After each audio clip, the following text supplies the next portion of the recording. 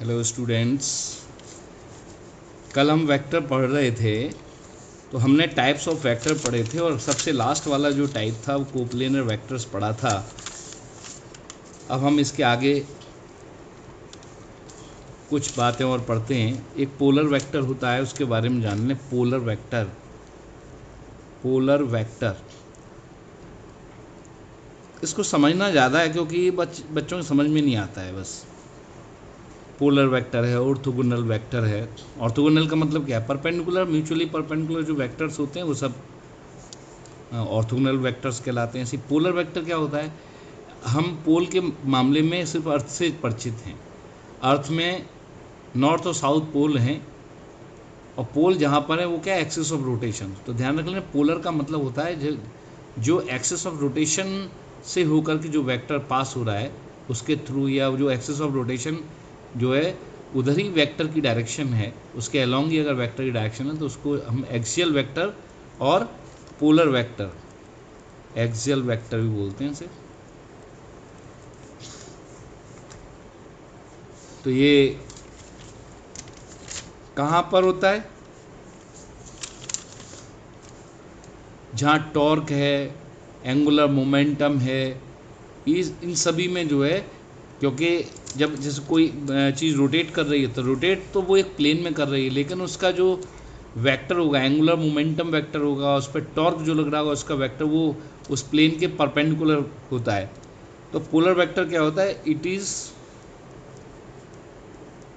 along the axis of rotation।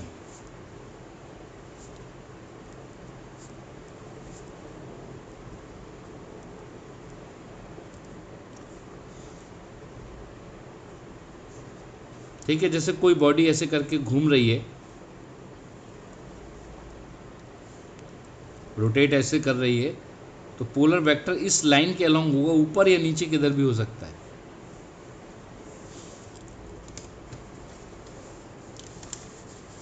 Orthogonal vectors क्या होते हैं?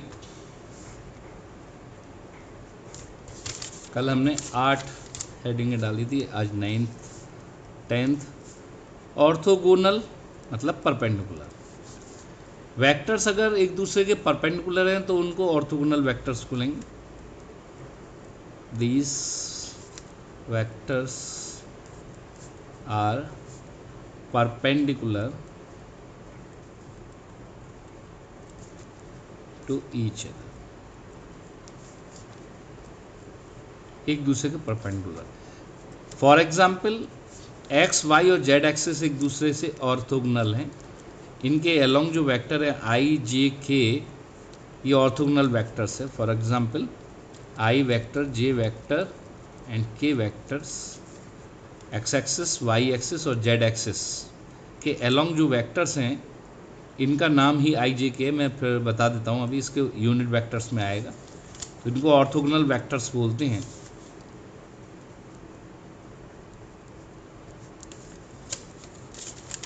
एक और वेक्टर होता है, इसको बोलते हैं null vector. Zero vector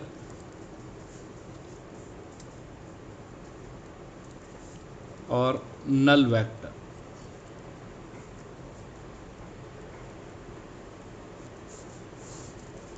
magnitude zero, बड़ा बड़ा लिख देता हूँ। डायरेक्शन, जब मैग्नीट्यूड नहीं है तो क्या डायरेक्शन, यानी, लेकिन वेक्टर को बोलोगे तो आपको डायरेक्शन के बारे में बात करनी पड़ेगी, तो कह देंगे कोई भी डायरेक्शन एज्यूम कर सकते हो, तो एनी डायरेक्शन। और आर्बिट्रेरी,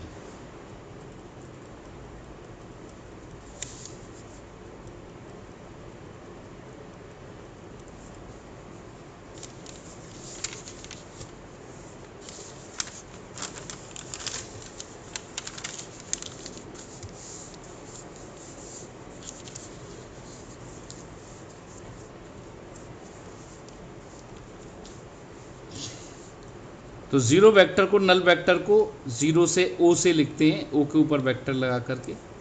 बता दें इसकी प्रॉपर्टी, किसी वेक्टर में अगर नल वेक्टर ऐड कर देंगे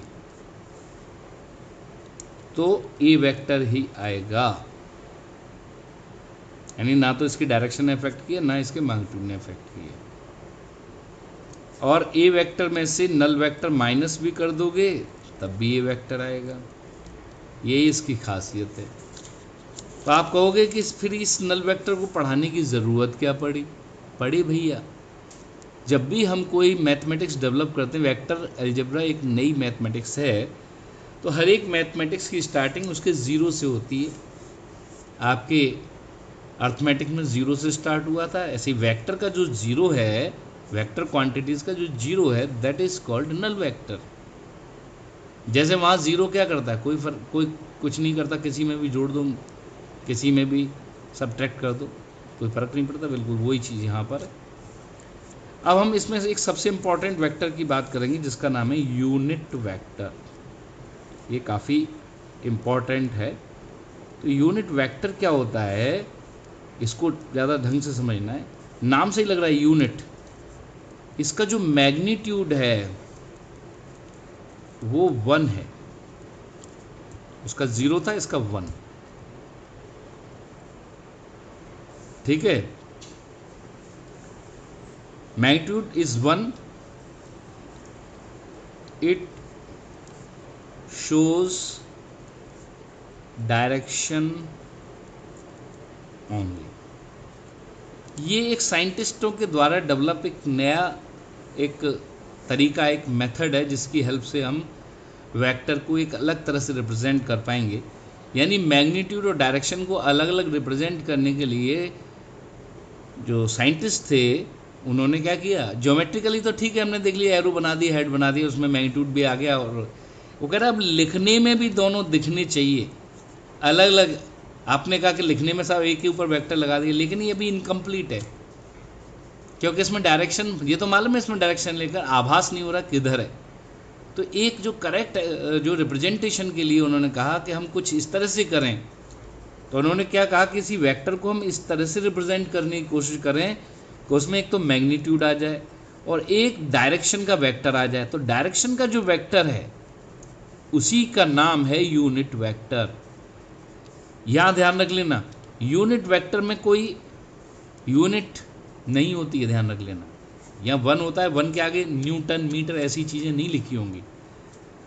तो यूनिट वेक्टर सिर्फ इसलिए डेवलप किया कि जिससे कि हम एक वेक्टर को कंप्लीटली एक्सप्रेस कर सकें in terms of magnitude as well as direction. इसमें कंप्लीट नहीं था, इसमें ये तो था कि ये वेक्टर है भाई, लेकिन कुछ भी कंप्लीट नहीं था। इसको देख के कोई बता देगा कि ए का मैग्नीट्यूड, मान लो हमने लिख दिया 3i, आई यूनिट वेक्टर है, तो 3 का मतलब क्या है, मैग्नीट्यूड। आई हम जानते हैं ये नोन वेक्टर एक्स एक्सिस के अलोंग वाला, तो हम क्या कहेंगे, 3 जो मैग्नीट्यूड एक्स एक्सिस की डायरेक्शन में है। तो ये यूनिट वेक्टर मैग्नीट्यूड के साथ मिलकर के वेक्टर को कंप्लीटली रिप्रेजेंट करता है, इसलिए काफ़ी इंपॉर्टेंट है। क्योंकि यहाँ हम बात कर रहे हैं सिर्फ यूनिट वेक्टर की, तो अगर हम इसको रिवर्स कर दें तो a unit vector is equal to a vector upon its magnitude. अब हम एग्जाम्पल के तौर पर, क्योंकि ये समझ में एग्जाम्पल से आएगा, यूनिट वेक्टर, यूनिट वेक्टर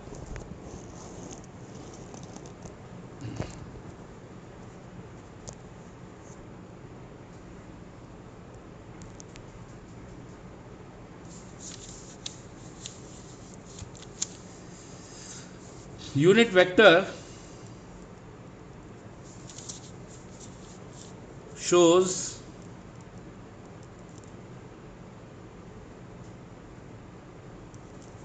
ये तो लिख चुका हूं मैं, direction only. Unit vector does not have unit because it does not represent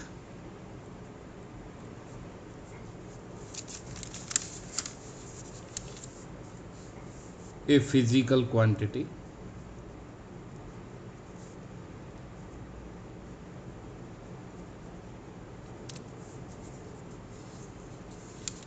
ये किसी फिजिकल क्वांटिटी को रिप्रेजेंट नहीं कर रहा,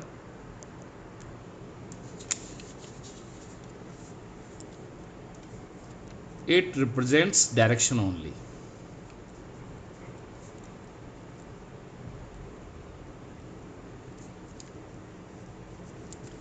समझने के लिए इसमें और भी बहुत कुछ है। It represents direction only.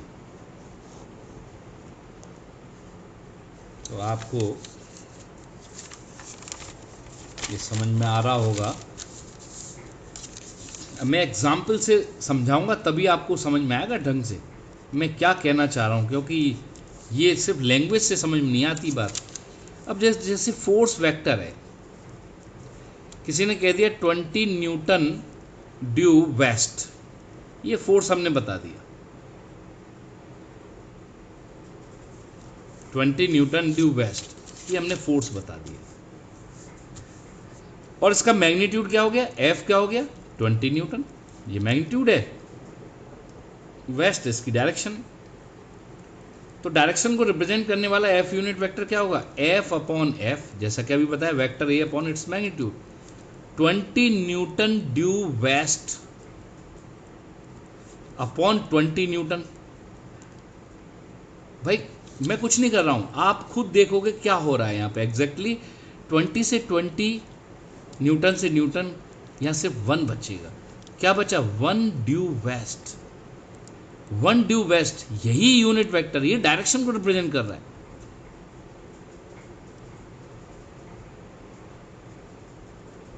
तो यूनिट वेक्टर में कोई यूनिट नहीं आती, न्यूटन मीटर ऐसा कुछ नहीं आएगा, सिर्फ 1 आएगा। मैग्नीट्यूड इज 1, मतलब 1 तो आएगा, और दूसरी चीज डायरेक्शन होगी। 1 और डायरेक्शन के साथ मिलकर के जो वेक्टर हमें दिख रहा है वही यूनिट वेक्टर है। अगर 1 मीटर ड्यू वेस्ट लिखा होता तो ये यूनिट वेक्टर नहीं होता, फिर हम क्या कहते हैं, डिस्प्लेसमेंट वेक्टर है जिसका मैग्नीट्यूड 1 है। लेकिन ये यूनिट वेक्टर नहीं, यूनिट वेक्टर सिर्फ डायरेक्शन को दिखाने के लिए होता है, इसलिए उसके अंदर कोई भी किसी भी फिजिकल क्वांटिटी को शो करने वाली चीज नहीं होनी चाहिए। यूनिट वेक्टर किसी के साथ, यही यूनिट वेक्टर। अब देखिए, अभी और क्लियर करना है इसको, अभी आधा क्लियर हुआ है, अब और कैसे क्लियर होगा इसके लिए मैं आपको बता देता हूं। और क्लियर करने के लिए हमें क्या करना होगा, ये देख लीजिए।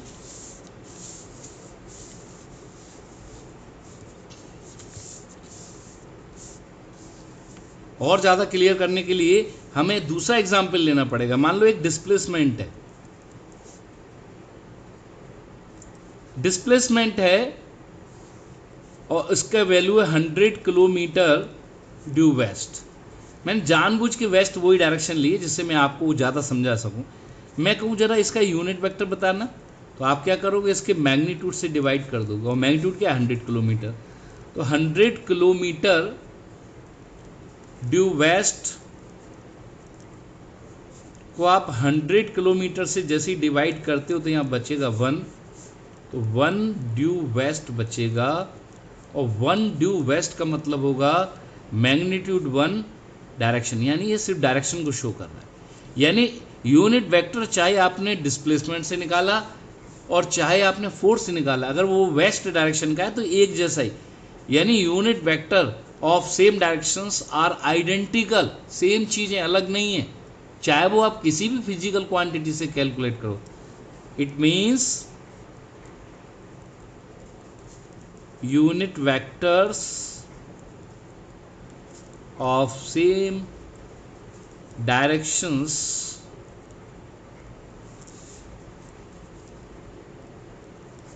obtained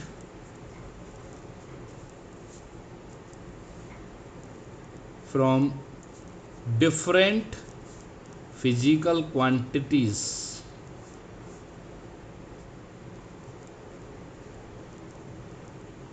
आर सेम, यानी आइडेंटिकल।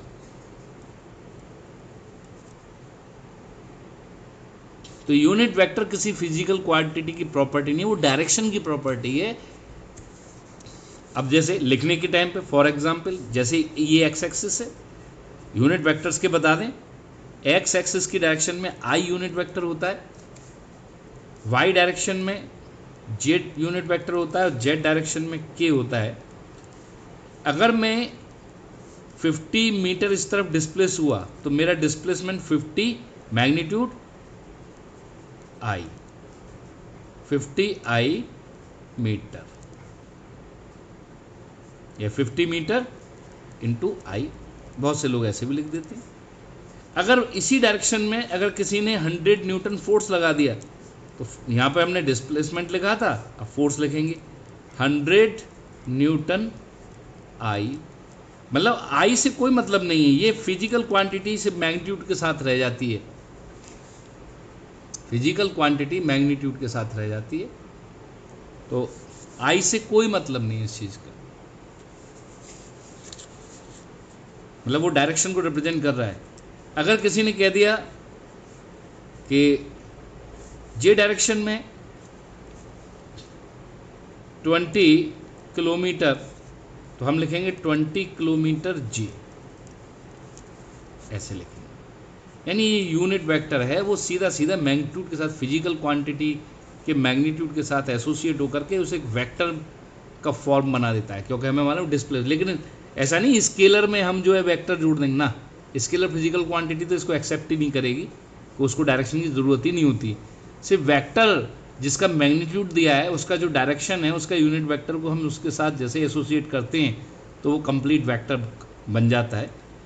तो ये यूनिट वेक्टर को समझना सबसे ज़्यादा ज़रूरी काम था। यूनिट वेक्टर हम समझ लेते हैं तो उसके बाद एक और वेक्टर आता है जिसका नाम है पोजीशन वेक्टर।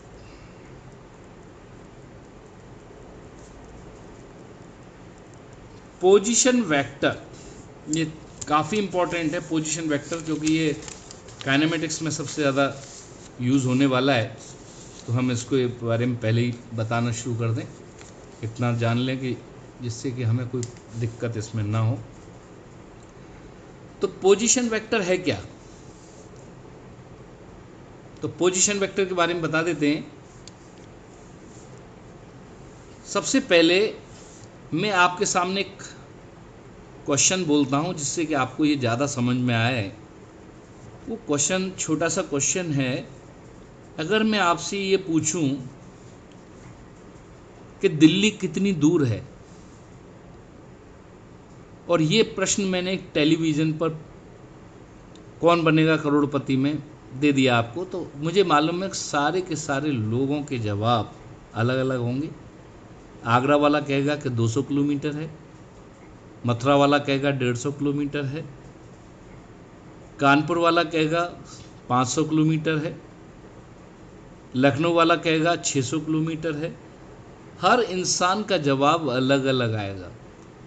क्वेश्चन तो वही था, जवाब अलग क्यों हो गया? तो आप कहोगे सर आपने ये तो बताया ही नहीं कि कहाँ से।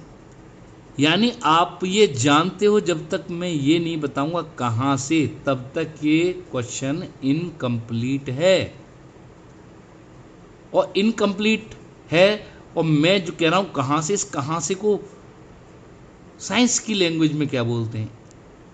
इस जो हमने कहा कहाँ से, फ्रॉम विच पॉइंट, इस पॉइंट को जहाँ से वो कह रहा है कि कहाँ से, इसी पॉइंट का नाम होता है साइंस में रेफरेंस।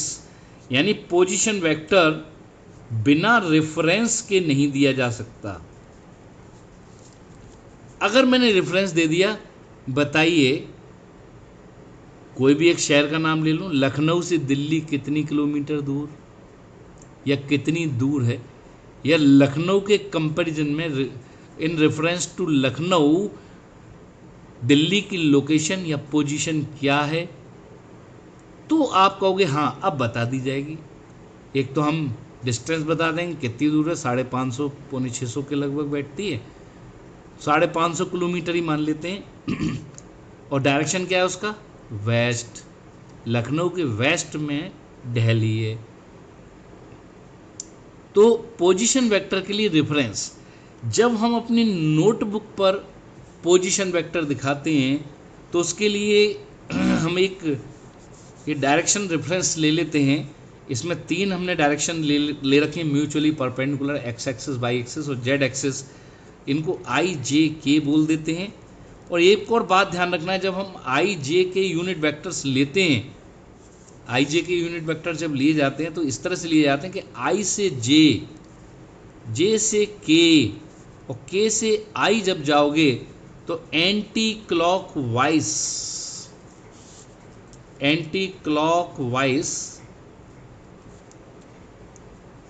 जो है रोटेशन होता है हमारा, जब हम आई से जे, जे से के से आई दौड़ लगाते हैं तो इस तरह से होता है। ये हमें पता होना चाहिए यूनिट वेक्टर का। जब हम लेते हैं एक्स वाई जेड एक्सिस कैसे भी ली जा सकती हैं, लेकिन जब हम वेक्टर में उन्हीं को यूज़ कर रहे होते हैं तो हमें खास पैटर्न को ही ध्यान रखना पड़ता है।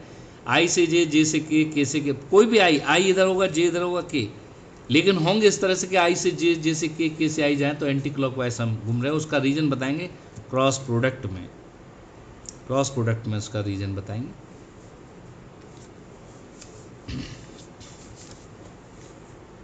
अब देखिए, ये रेफरेंस ले लिया जाता है, इसको ओरिजिन को ही हम रेफरेंस बोलते हैं। इसमें पोजीशन वेक्टर, मान लो कोई पॉइंट P है, इसके कोऑर्डिनेट है x, y, z।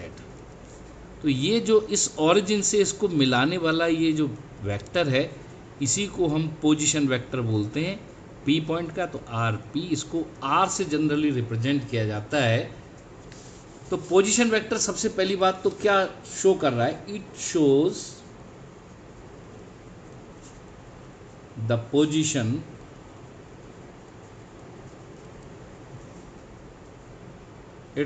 Position of a point with respect to origin के रेस्पेक्ट में ये इस पॉइंट की पोजीशन को शो करता है। ठीक है, अब हम आपको बता देते हैं भाई, इसमें 3 डिस्प्लेसमेंट हुए, एक्स वाई जेड। पी पे पहुंचने का मतलब क्या है, एक डायरेक्शन में आई के डायरेक्शन में एक्स चले हो, ठीक है, और जे के डायरेक्शन में वाई चले हो, और फिर जेड वाले डायरेक्शन में, मतलब के वाले डायरेक्शन में जेड चले हो, तो आप इस धर पहुंच जाओ। कहीं से भी कर लें, वाई की डायरेक्शन में चले हो, एक्स की डायरेक्शन में चले हो, और भाई ये वाई हो गया, ये एक्स हो गया, इधर आ गया। या हम पहले के की तरफ चल रहे, जेड की तरफ, इधर चले, फिर इधर चले, इधर चले, पहुंचेंगे यहीं। 3 एक्सिस पे अलग अलग चीज चल रही। तो आर पी वेक्टर को लिखा कैसे जाएगा, हमने यहाँ पर 3 वेक्टर मूव किए हैं, आई के अलोंग एक्स आई वेक्टर, जे के अलोंग वाई जे वेक्टर, क्योंकि एक्स मैग्नीट्यूड है, आई यूनिट वेक्टर, तो ये वेक्टर हो गया। ये वाई की तरफ डिस्प्लेसमेंट है और ये जेड डायरेक्शन में डिस्प्लेसमेंट है, और तीनों मिलाकर के पोजीशन वेक्टर बन जाता है। इसका जो मैग्नीट्यूड होगा वो हम बता दें कि अगर मैं जितने ऑप्शन हैं यहां तक पहुंचने के, पहले मान लो इस तरफ चला मैं z, इस तरफ चला x, इस तरफ चला y, x z y, या कोई कह दे कि साहब पहले ऐसे चलो, फिर ऐसे चलो, फिर ऐसे चलो, कोई कह दे पहले ऐसे चलो, फिर ऐसे चलो, ऐसे चलो।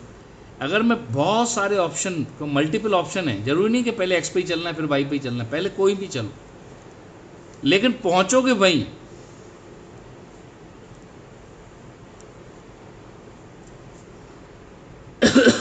ऐसे ही मान लो पहले मैं इधर गया, फिर इधर गया, फिर इधर गया, इधर गया, इधर गया, इधर, तो हम देखते हैं क्यूबॉइड बनता है। जब हम बहुत सारे वेरियस ऑप्शन, जो पॉसिबल ऑप्शंस हैं, सब लेते हैं तो एक क्यूबॉइड बनता है, और ये इसका डायगोनल होता है। तो R P is the diagonal of A cuboid formed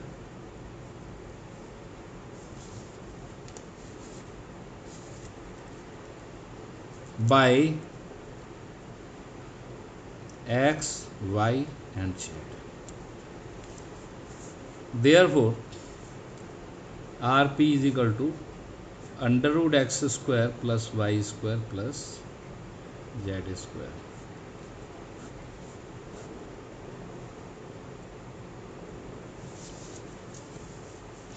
तो डायगोनल की लेंथ हम पहले ही पढ़ चुके हैं, L square plus B square plus H square, तो X under root X square plus Y square plus Z square.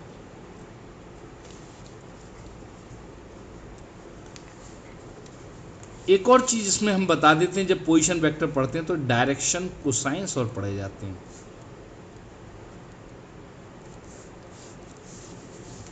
क्योंकि ये जो आर पी वेक्टर है ये एक्स एक्सिस के साथ भी कुछ एंगल बना रहा है, मान लो अल्फा, वाई एक्सिस के साथ भी एंगल बना रहा है, मान लो बीटा, और जेड एक्सिस के साथ भी एंगल बना रहा है, मान लो गामा। तो cos alpha is equal to X upon R P, R P इसकी लेंथ है, cos beta is equal to Y upon R P, cos gamma is equal to Z upon R P.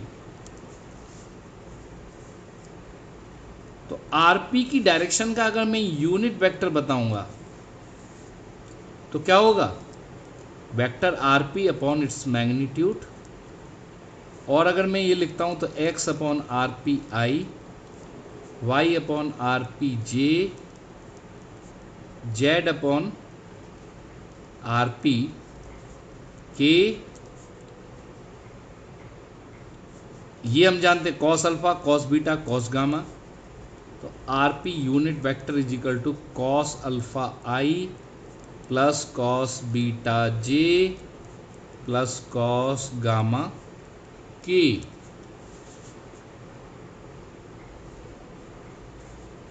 अब फिर देख लीजिए, चूंकि ये unit vector के बारे में बात हुई है तो इसका मैग्नीट्यूड क्या होना चाहिए, 1। मैग्नीट्यूड क्या होता है, आई के कोफिशिएंट का स्क्वायर। देखो अभी हमने बताया था किसी भी वेक्टर का आई जे के टर्म में लिखा है तो आई जे और के जो कोफिशिएंट है इनका जो स्क्वायर है वही उसका मैग्नीट्यूड होता है, यहाँ लिखा हुआ है। तो यहाँ पर मैग्नीट्यूड, यूनिट वेक्टर का मैग्नीट्यूड क्या होता है, 1 is equal to cos square alpha plus cos square beta plus cos square gamma. 1 का स्क्वायर 1 होता है। तो एक ये फॉर्मूला हमेशा याद रहना चाहिए, अल्फा बीटा गामा का पूछ लिया जाता है, काफ़ी यूजफुल है। तो आज हमने वेक्टर्स के जितने टाइप्स थे वो ज़्यादातर पढ़ लिए हैं। अब मैं एक लास्ट वेक्टर बता देता हूँ, डिस्प्लेसमेंट वेक्टर। डिस्प्लेसमेंट वेक्टर, ये डिस्प्लेसमेंट वेक्टर क्या होता है, डिस्प्लेसमेंट वेक्टर के बारे में बता दें बेटा। Final position minus initial position is called displacement. तो change in position, change in position is called displacement. Change in position is called displacement, यानी displacement is equal to final position vector minus initial position vector. Final short में हम ऐसे लिख के दे देते हैं बच्चों को जिससे उनको पता रहता है, इनिशियल पोजीशन।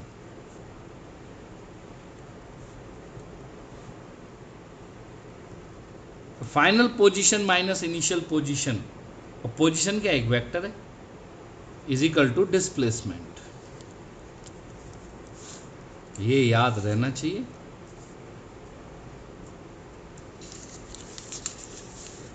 तो आज हम जो है वेक्टर में सिर्फ इतना ही करेंगे।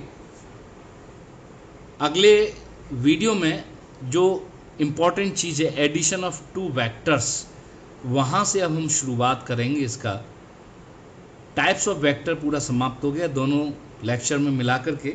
छोटे छोटे वीडियो इसलिए बना रहा हूँ, थोड़ा सा बोरिंग लगता है बच्चों को, तो बड़े वीडियो में बोर हो जाओगे, इसलिए थोड़ा थोड़ा करके पढ़ो। लेकिन हर लेक्चर को 2 बार कम से कम सुनो, जिससे कि आपको समझने में दिक्कत ना हो।